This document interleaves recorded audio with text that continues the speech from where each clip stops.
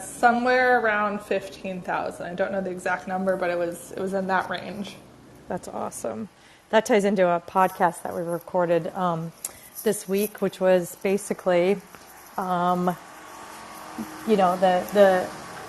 important things about our world, which is, doing it. What was it called? It was what was it called? The basics of our business, which is, let's just call a spade a spade. You got to get the offers out there, and then you got to work the offers, work the deals. It's not that hard, Don't get hung up on some of the details, right, Stephen? Yeah, absolutely. I couldn't agree more. There is really two simple components to this. Send out tens of thousands of offers and answer your phone. Exactly. It doesn't matter what property type that you're using. So I'm going to say hello again to everybody. Super glad you're here. I'm Jill DeWitt, and I'm here with my partner, Stephen Jack Vitala, and I have Aaron Spence up here. And Stephen and I are Land Academy. We've got 16,000 of our own transactions, close to, completed.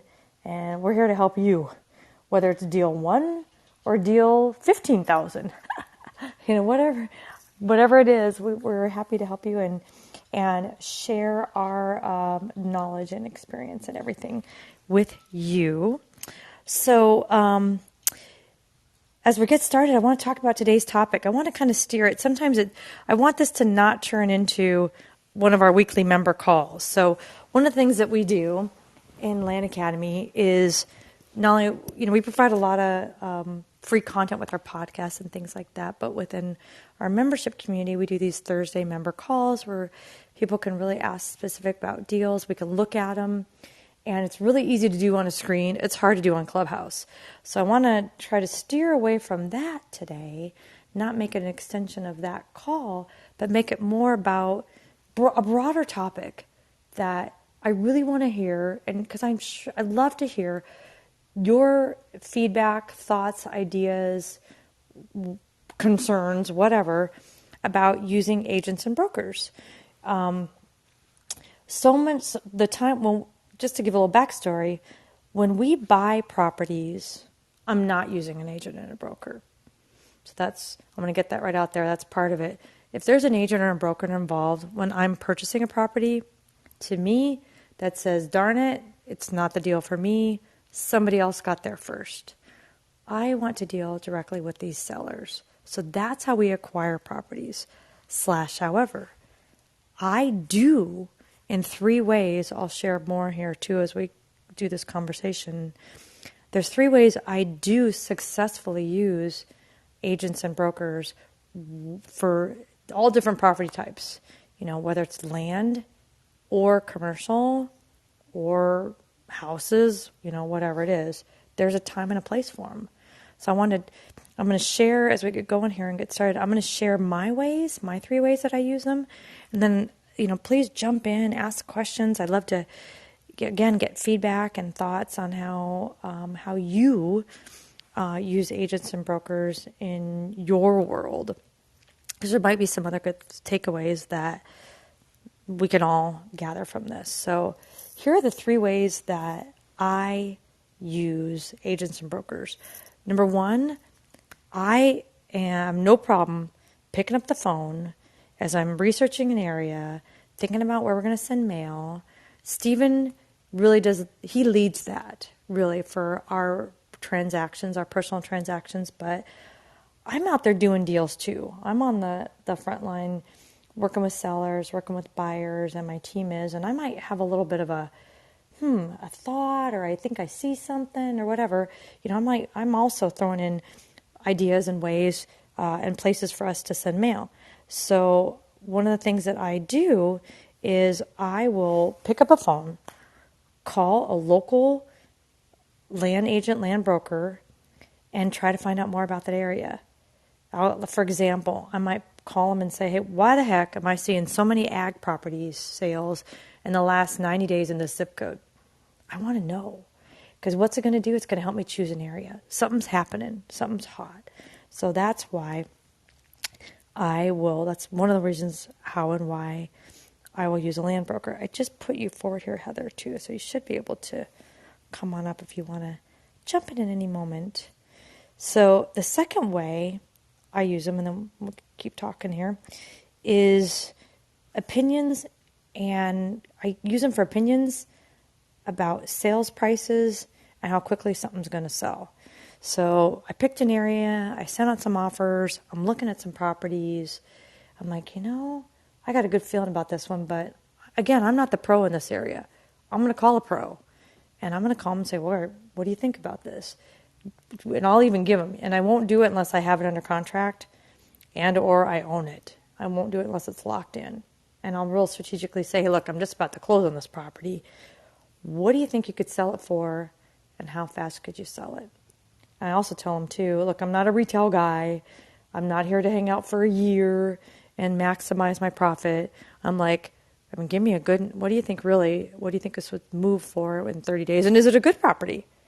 And they will tell you the good ones. So that's another way that I've really successfully used agents, brokers.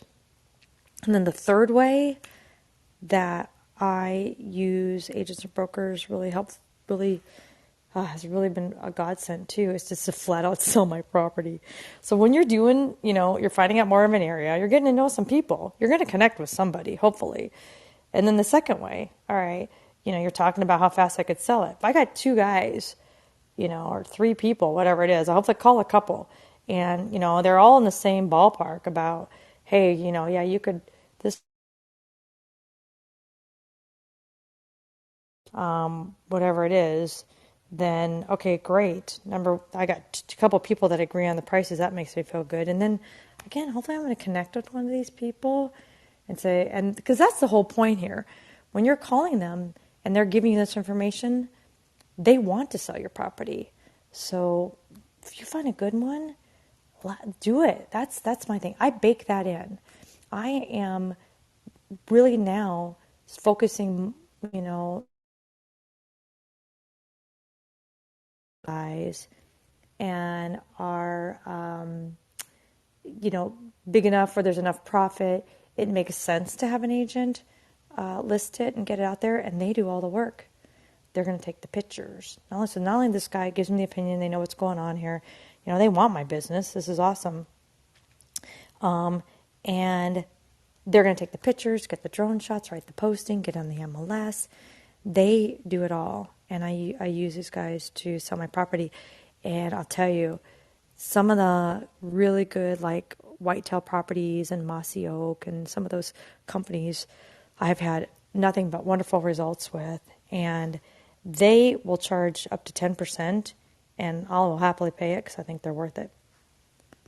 So Jabril and Heather, come on up. You should be able to join in here and ask a question. There we go. Hey, Jabril, how are you? Hey, how you doing today? Good, thank you. Good. I just wanted to chime in really quickly. I have we did a transaction not too long ago. It's kind of a bittersweet kind of thing as far as our realtors is concerned.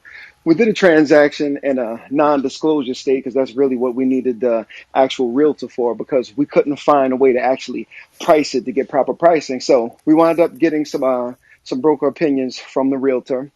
We wound up buying a property for about $43,000. We closed. Everything is good. We just signed a listing agreement with the actual broker. My partner, Ray, who's on here most of the time, he automatically puts it on Facebook Marketplace, regardless of whether there's a realtor on it or not. So we put it on Facebook Marketplace, and as soon as it went up, 2 minutes later, we got a message from somebody said, hey, can you guys give me your phone number? I want to call.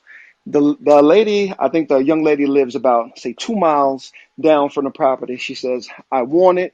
Can you please take it off? She tracked down the realtor. That realtor says, yes, it's available, X, Y, and Z. She went to where was it? She went to the broker's office after that Monday, left a $30,000 deposit, and we closed the deal. And we didn't even really need the realtor, but I guess we needed them for pricing. So we bought it about 43, and we sold it for 127, and not even 3 minutes. That's a Holy beautiful story.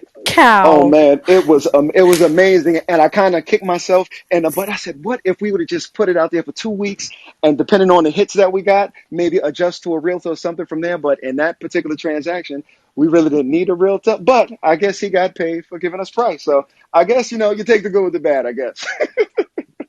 That's beautiful. Thank you for sharing. Sure, I sure, sure, love it. definitely, You know what? And you did the right definitely. thing. I think That's so the too, important Joe. thing too. Yeah. You're like, you don't want to piss off the people in the area and Sure, stuff. And sure, so you paid them as you should. sure, So sure, good for you. Now you're going sure. back and buying more there? Absolutely. Now we left there. Now we're working different acreage and different things. It's hard to work in my opinion, in the non-disclosure states because everything is so private. But the realtors do make things a little bit easier. So I mean, how can I argue that? Yeah, my only suggestion, maybe next time, is do your Facebook thing before you sign a listing. And if it doesn't sell, it doesn't. If it does, it does. Sure, sure, sure. Absolutely, absolutely. Probably give us some time with that before we wind up and actually listed with a broker. But yeah, that was it was definitely. I've never had anything happen like that before. It usually takes us about 3-4 weeks or maybe a month and a half to sell something. But that was the first one that we had that was like bam, bam. I said, wow, I couldn't even believe that was happening. I said, okay, well, I need more of that. Hilarious. Like, hold on. What just happened? That is so amazing. Congratulations. I love Thank you, it. appreciate it, appreciate it, And that was appreciate it. perfect. That was a good, reason to find it. Like, because it is hard in some of these. You know what I do sometimes on like these quote unquote non-disclosure states, right? Right. If you go into Zillow and you go down into the postings, it won't put the price right in there, but you could see when they posted it for sale and if they changed their price. So I can get a pretty good idea. Like, all right, they listed it for 50,000. A month later, they put it for 45, and then 3 days after that, it shows under contract. I'm like, I got a pretty good idea, what the numbers might have been, and Right, kind right, of right. back into it. I'm like sleuth like with that. Gotcha. Gotcha. So Gotcha. So, and we're just good waiting on job. career path. You can sign us up. We're ready. That's great. I love it. We can You will be announce that. a welcome addition to the next career path. Yeah. Sure, that would be great. That would be great. Can't wait. Can't wait. So awesome. Yeah, So, we're to everybody when else listening, this sounds like an overnight success, but I personally know how much time and energy and to ramp up the land business it takes. So nothing but respect, man. That's congratulations. Thanks, man. Appreciate it. Appreciate it. Appreciate it. All right, I'll shut up now and let everybody else get a turn. that was awesome. Thank you so much, Jabril. All right, cool. We and we're going to be doing it just so you know next January. Okay. January So, 2022 is going to be the next one. We've got two under our belts. People are, for just so anyone what we're talking about. We have a program that we run. We just did it twice this year. Again, it was based on demand. People saying, hey, we really want to spend some time with you guys closely. We want to really pick your brains. We want to really dig in. So we've done two groups. So far, we've only had 15 people in each group, but that's it. And we're together for, I don't know, 4 to 6 hours a week. Steven, is that right? Something like that. It's a lot of Yeah, it's hours. at least 4 hours a week. It is definitely more than that. That's so good. And and that's what we call career path. It's the closest that we could do right now with people spread out over the country and still not easy to travel and get around. So it's our version of you're sitting next to me today kind of thing, picking my brain on everything. So it's really cool. So good job. All right, keep trying to bring you up here, Heather. Let me see if it will take it now. So should be able to accept the invite. Maybe not. So that was great. So we had a couple good things that we just talked about. Jabril brought up another important one, which I love, about using agents and brokers. So I'd love to answer more questions anybody has about, questions about our business model even, and more about the topic. Like if you've even experiences, good experiences, not good experiences with agents and brokers. And I've got to the point now, you kind of know. Here's the good news. I'm a fan of doing one deal with somebody, see how it goes. If it doesn't go great, don't do any more deals with them, right? Do the right thing, make sure everybody gets paid, and then you move on and make different decisions. Sometimes you find guys, um, agents, brokers that you just really connect with. And like I have one right now that, I mean, it's a text. Got the offer, watch for the contract, done. It's like that easy and simple. And also too, here's another way to learn that we can use them. I just thought of so wait, Jabril has number 5. I have way 6. I know Stephen, you're gonna have some more. Another amazing way to use agents and brokers is to just come at it a different way. Instead of saying what's moving in this area, just say, what do you wish you had 10 more of right now? And that's the best thing. I love that. That's a good question to vet somebody too. Because if they say, I don't know, that's not the right person. They should very quickly respond to you and say, boy, if I had 40 plus acres in this zip code, I could sell 20 of those right now. So you plan your mailer around that, and you use the agent effectively, hopefully. Mm-hmm. Exactly. And that's what we do. I plan around what's moving, what do they wish they had more of. That happens a lot with, you and I doing, sometimes we're doing SFRs, and usually it's because it's a hot area and there's a lot of people, and it's great when they say, look, if you could get me 10 more of these between now and the end of the year, 3-bedroom, 2-bath, with a garage kind of thing. Oh my gosh. So that's so good. Love it. So please feel free, raise your hand, come forward. What we talked about, I'll kind of recap here for anybody just joining. And don't forget, too, that little plus sign at the bottom. If you've got somebody in your world that you think, oh my gosh, I know so who could really benefit out of this conversation, hit that, ping them, get them in here, and then be sure you follow anyone here that you really connect with, like Jabril here, he's clearly doing some stellar deals. You want to, follow him around, see what rooms and what he's listening to and paying attention to. And also join our land investing club too, so you get notified every time that we do these meetings. But we're talking today about, how do you use agents and brokers? I've got 4 ways. Jabril has another one here. I use them, finding out more about an area, helping me choose an area to send offers, because things are moving. Or they just know more than I do. I'm sending offers most of the time in a state that I'm not sitting in. More than 95% of the time, wouldn't you say, Stephen? Yeah. Okay. Yep. So I'm usually hitting because I'm going all over the country because I'm not nuts. I don't need to do it in my backyard, especially if my backyard doesn't make sense. But 3 states over makes sense. Everything's flying off the shelves in Texas or wherever. I'm going to do mail there. I'd be silly not to. So, and I can use these agents and brokers to find out what's going on in areas to help me pick an area, a county, a zip code, a property type, that kind of a thing, what's moving.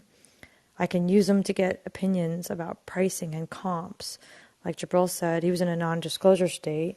I had a really hard time figuring out, what to price this property. I knew going into it, I was getting a good price, but I was having a hard time figuring out, selling it. And he just explained, bought for 43, sold for 127. Not bad. That's amazing. In days. That was so funny. That's so good. And another way too to use agents and brokers is flat out to sell your property.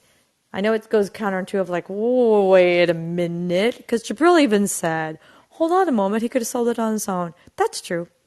And that can go well. But sometimes, it's more work. Two, it's easier for me to give it to a guy that I know and I have a relationship with, and he knows the area really well, and he'll get the photos, he'll get the drone shot, he'll write the description, he'll answer the phone calls, he'll drive people around if needed, he'll walk the property with them if needed. So these guys, some of them, like I said, they can charge up to 10%, especially on land deals, and the ones that I have used, majority lately, they have earned it, and I'm happy. And if they don't, well, then that's the last deal we do together. So, if you have any funny stories, Stephen, that you want to share about some agent broker scenarios, or what do you think? Or anybody wanted, raise your hand, come forward. Okay, or are we just like, is nobody using agent brokers? That could be another thing. Or if you are happily cruising along, like, I don't need a stinking agent, then that's okay too. Because I'll tell you, for a long time, that's how we rolled. We bought it without an agent, and I sold it without an agent. And plenty of the properties, that is what I do. But sometimes I still, I do. Now I'm leaning more towards the agents because it's just plain easier. Hi, Tina. How are you? Hey guys, how you doing? Good, thank you. So this is kind of related to the conversation. Unrelated to the land business, I decided to get, this is prior to getting learning about the land business. I decided to get my real estate license. I'm in the process of doing that. And so a soon to be agent, but now concurrently I was also learning about the land business. Do you have any suggestions in terms of like marrying the two? And I know I've heard you guys say that it's definitely not necessary to have a real estate license, but if you have one or you're going to get one, is there ways of kind of, I don't know, marrying the two in a sense, utilizing your license? I mean, obviously, I'm not going to be licensed in every state, but how can it hurt? How can it help? I guess is my question. I'm going to let you. You want to go first, Stephen? I saw you like kind of jump in there. I'm all for the education process that you have to go through. We're obviously very pro education here. I don't think that there's any benefit at all for getting a real estate license if you're going to be a full-time land investor at all. Do you agree, Joe? Yeah, because here's the only thing. But yeah, and Stephen said we both did this years ago and went all the way through, passed the test and everything, but didn't pull the trigger to get the license because the education is great, and I kind of want to know what they learned. AI learned some things, and now I know what's going on in their world. But what it does do is open you up to every time. You probably have to do things differently. Did they talk about that yet, Tina? Like, Well, you have to use that's certain what I'm learning. Yeah, contracts. yeah, that's what I'm learning is it to me as I'm kind of going about this process, it almost sounds like it hurts more than it helps That's what I because think. yeah, yeah. There's a little bit of that because, yes, you don't get to use the same forms that I get to use now. Hmm. You have to You're a disclose licensed all real kinds estate of agent. things I don't have to do. When you're a licensed agent, it puts you in a different legal situation than when you're just an owner. And It so you're very subject to a lot of rules that the Department of Real Estate demands. One of them is disclosure. If you're a licensed agent and you buy a piece of property for resale in that same state, you have to disclose on every piece of advertising that you're an owner agent. so my game So it's plan just, was just to stay out of my state. I mean, is that kind of avoid that such scenario? I don't know exactly what the rules are about crossing state lines in disclosure. Okay. But I met with my attorney a lot of years ago about this, and he said, do not get your real estate license under any circumstance. He was showing case after case after case where there's it makes you very suable. Interesting. Okay. You know what you could do too? Okay. Keep doing what you're doing. Do what we did. Yeah. Take it all the way to the end because it's all good information. And then when you're standing there staring at, do I pop this in the mail? Have a few more conversations and with not only yourself but your legal and see if you need to do that. So what's the point of doing it, by the way, other than the education? So the real estate part came before learning about the land piece. So, but then you're right. It does one helps the other in the sense that the education for the real estate license was actually very beneficial to learning about the land business. But now it's kind of like as they're kind of coming together, I'm like, oh, I'm realizing if I were to choose a path, I'd rather do the land versus the real estate. But then do they conflict? And that's what Steve, what you're saying is what I was thinking. It's like this seems like it's going to be actually more of a problem than an asset. What it allows you to do technically is represent other people in their real estate transactions and get paid for it. There used to be a real compelling reason prior to the kick, before the internet really kicked in, because you get access to the MLS, and that's really helpful, but that's just not the case anymore. I mean, we all have access to the MLS now through, realtor.com and all that. Tina, are you a member of Land Academy? No, I'm not. I missed the last round. Oh, no worries. Well, we have a lot of members who are real estate agents, and they've kind of figured out what to do. So honestly, I would recommend going on like landinvestors.com or any of the Facebook groups. And if you just put out a message saying, here's what I'm doing, I wanted to pick someone's brain, I'm sure plenty of people who are doing both or were licensed before they found land can help you out and kind of give you their perspective. I see. Okay, thank you. Yeah, okay, so they have found a way around. Not I don't want to say around this, but I don't how know to all avoid of the landmines. Yeah, details. This is not me giving advice, but I know that we do have sure. members who, Gotcha. most of them were licensed before they found us and are definitely Gotcha. doing land. Okay. Okay. Thank you. I Appreciate mean, it. the truth of it is, I really truly believe they're out of compliance. That there's all these rules, and they're not following them, whether it's intentional or unintentional. I see. I see. Okay. Okay. Thank you. Thank you, That's a guys. really good thing to ask them too. That was good, Aaron. Thank you. Because if I go, I know I've talked to agents in our community that have said, I just went inactive. Is that enough? I don't know. Is it now that you have your license, you're always subject to this? Those are really good questions to ask them. And Aaron's right. They'll tell you. Our group is so good about that. They will totally help you. I would even tell them what state you're in, and they'll say, Mm-hmm. "Oh, I know all about this. Let me tell you what I did and how I did it wrong." And you're like, "Oh, thank you. This is what I need to know." So Okay. Okay. Great. Thank you. that's Thank you, good. guys. You're welcome. Hey, Femi, how are you? Nice to see you. Hey, nice to see you too. How are you guys? Good, thank you. Good, good. Just a quick question about language when talking to agents and brokers. A lot of the time when I reach out, I already have, a property under contract, and many of the time I've already submitted it and done my due diligence on it, and it's in escrow. And so what I'll tell them is, hey, I'm just about to close on the property, but it's happened a couple times now. Like there will be like they'll literally take the pictures and they'll tell me, okay, you can sell it for this, and this is what's going on, and all this stuff, and I'm like, okay, cool. But then when the prelim comes back, there's a wrench that was thrown into it, and so now I have to kind of work through those issues. But then I told the broker like, oh, I'll probably close on this day. And so what'll happen is I'm closing a lot later than I anticipated because there was a wrench thrown into the deal that I have to solve.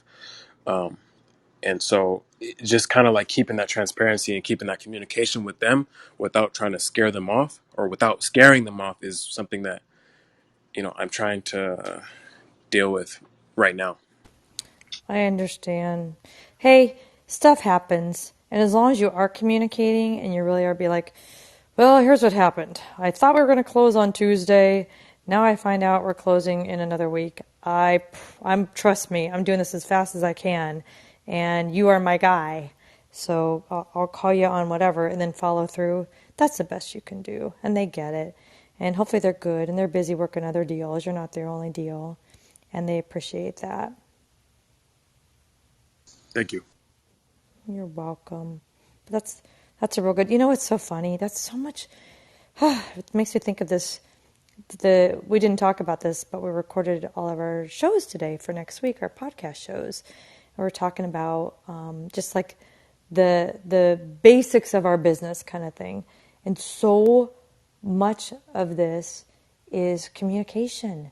And the more upfront and honest you are, and if you don't know something, don't shoot from the hip. Say, I don't know, I'm going to have to get back to you on that one. Like you're talking to a buyer and they need to know there's something about the property. You're like, you know what, I kind of need to know that too. I'll find out and I'll let you know. Is this allowed or whatever it is? So communication and following through is huge. That's good. This is a good conversation. These are all great things, and I'm glad that we're talking about this. It's funny, too, how Steve and I'd love to hear Steve and I we almost started a podcast. Remember that, Stephen, a few years ago, We were so, unfortunately, it's kind of funny. Here I am. I'm getting really good at eating my words, everyone. We were so anti-agents. We were going to do a whole podcast on why you don't need an agent. I was just going to say the same thing. This is the nicest discussion I've ever been involved in about real estate agents. Exactly. You know what's so funny? Yes, pretty much we all either have a situation or know someone that's been in a situation where it did well with an agent. But the reverse is not always true, right? I don't know if we all remember the bad things, but it just happens. You know what it is, and I think too for anybody out here who's listening who is an agent, you know this is true. You just because you're a good agent, there are a lot of people that aren't good agents. Even like heck, even people in our world. I know people that run around trying to do what we do, but they're not ethical, and they're giving our business. There's words I don't use anymore, like wholesale, because they've given it a bad name, and just it's unfortunate. So. Any have any other questions? I love this discussion. Love to hear more. Raise your hand. I see some new people in here that are new on Clubhouse. Super, super happy you're here. It's really easy at the bottom to just kind of raise your hand, and I can promote you and bring you up, and you can ask us questions about anything that we land. You want to talk about agents, brokers, good experiences, bad experiences, funny stories. Love to hear your thoughts. I've got some now that, like, in certain areas, I'm like, when I'm even doing deals with people, I'm like, look, I'm happy to fund this deal for you. Are you open to letting us each get 10% less? Because I know a guy who will sell this for us, meaning my tested and tried broker over in whatever area. And you know what? I just thought of another thing. Here's another good reason for, and this is so funny. I love that you said that, Stephen. This is me being positive, but which is kind of how I roll anyway. But with agents and brokers, another great way to utilize agents and brokers is to scale. Think about this one. I could have one great agent in 5 good areas, like 5 different guys, right? And I've got them doing 1 or 2 deals. I'm not thinking about those deals. I give it to them and I just let them go. I have a transaction, and this is how we roll anyway. I have a transaction coordinator. Her job, one of her jobs is every week she gets updates from everyone that has something out there that is a transaction I'm involved in some way. Usually it's just money related. And including those agents. She doesn't have to do it. I know I get weekly updates where we stand. Is an offer on pending? Did they drive a bunch of people around? What feedback they've got, how much traction it is. Like, I'm thinking that maybe we need to look at changing our pricing or something. So it's not a lot of work. So boy, if you want to do this business, not put a lot of hours in, spend your time just finding and buying great properties and then handing them off to great brokers, letting them sell it. That's one of the things I do, and it's great. Yep. I love it. Did you want to share? What do you want to say more about this? I think you can entirely and completely, with the right person or people, outsource your sales, the sales component of your land investing company. Yep. I mean, completely. So then all you're doing is and if you have a great funder, now you don't need any money. Mm-hmm. And so, there's a lot of really creative ways to set up not doing a lot of work and making a lot of money. Exactly. Everybody loves acquisitions. Not everybody loves sales. Why is that? Isn't that know. funny? It's the funniest thing. And we should get more excited on the sales part. I know. Like Jabro. I mean, like, whoo-hoo. We should have asked him that. Like, when was the real rush? Was the rush when you bought it or when you sold it? Because I always get a rush when I buy it, not when I sell it. Same here. Let's see if I can bring him back up.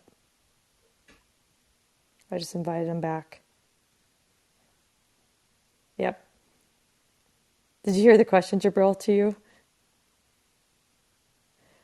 Were you jumping up and down when you bought it for 43,000 because you knew it was possible, or were you jumping up and down more when you sold it for 127 because because sometimes you know like I know how it's gonna go. It's just I bought it for 43. I know it's worth over 100.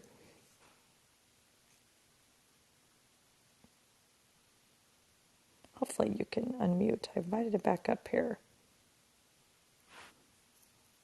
But that's it. You're right. So you and I are like Stephen. We jump up and down on the buy side. Oh, there you are. Hi, Jabril. Hey, how you doing? Good. Yeah. Good, good. I did hear the question, and once we bought it for 40 and change, and realized that it was worth 160, and he sent us over comparables to make sure that that was actually the case. Once we bought it, I was jumping up and down because I knew it was going to go. I just didn't know how fast it was going to go. That's it. So you're on the same page as us. Like Yeah, we got all excited on the buy side, not so much on the sell side. Right? yeah, for sure. Because with It's an us, addictive rush. yeah, for sure. With us, that's been our biggest profit so far. I mean, we're used to 20 and 30 and those kind of things. But that one was like, whoa, how do we get more of those? I want more of those. So like Jill said, let's add a couple of zeros. Let's do some different things here. Yes. Yes. So you probably cleared like 80,000 bucks, right? Yes, absolutely, absolutely. You do 10 of those, you make 800 grand a year, and you can do 10 of those working like 2 hours a day. Yeah, yeah. Career path, I'm ready. Let's go. Because here's the funny part about it. We love the education. Me and my partner, we love the education. We love everything about it. And the funny part about this may sound weird to you guys, and I know we're not doing everything right. Yep. That's the funny part about it. I know we're not doing everything right. It's even some things, even with data, looking at things from a certain angle, and maybe the way we put our spreadsheets together, it's imperfect, and we're still making money. Look, this is going to surprise you, or maybe not. I don't do stuff right either. I feel Right, like I probably do 50% of the time I'm making good decisions. right. Oh, that's funny. That's funny. But yeah, I know we've been for probably about maybe a year and a half, and it just keeps getting better and better and better and better. So we're just excited for the future. That's all. That's Excellent. so good. I'm so Very happy to hear inspirational this. story. Thank you for Yeah, sharing. sure, no problem. Yeah, we have a few more minutes here. If anybody else has any other thoughts or questions or experiences they want to share, if you're an agent and think, hey, you want to if any agents or brokers on here, you want to shed some light, I would love to hear, by the way, from your perspective, what you think. Please raise your hand and join us. I think it's kind of funny. I have one broker that I love, and it's so funny. He's bringing his daughter into his business. And so on some of the contracts, I see her name popping up now. It's really cute. He's kind of coaching her, like, because he's my guy. He might split the commission with the daughter, and she might represent the buyer, and then he's representing me as the seller. It's so cute. So he's got her listening to Land Academy and learning all kinds of stuff. I'm like, oh, this is good. Because he's watching our numbers. Obviously, he knows what's going on. Well, I think I'm gonna go ahead and wrap it up here, and just say thank you to everyone. Glad you were here today. Hope you got some good content and ideas and thoughts and stories, obviously, of what's going on, what's possible, and great ways that we use agents and brokers. That really has helping us in our business. And if you want to, anybody who's not a member of Land Academy, and I always do this every week, if you want to get a one-time invite to be on our member call that's happening now in about an hour and 20 minutes, you sure can. Just send an email to support@landacademy.com, and my team will get you a Zoom invite, and you can get more into our world and see some of the deals that we're doing and hear what our members are got going on and areas that we're doing things and just how it all works. We'd love to have you. Otherwise, anything else you want to add, Stephen? No, Joe, thank you. Okay, awesome. But thank you everyone for joining. Please follow us, follow our club, and we will be here. We're here every Thursday on Clubhouse at 1 o'clock Pacific time, and hope you have a great week. Thanks.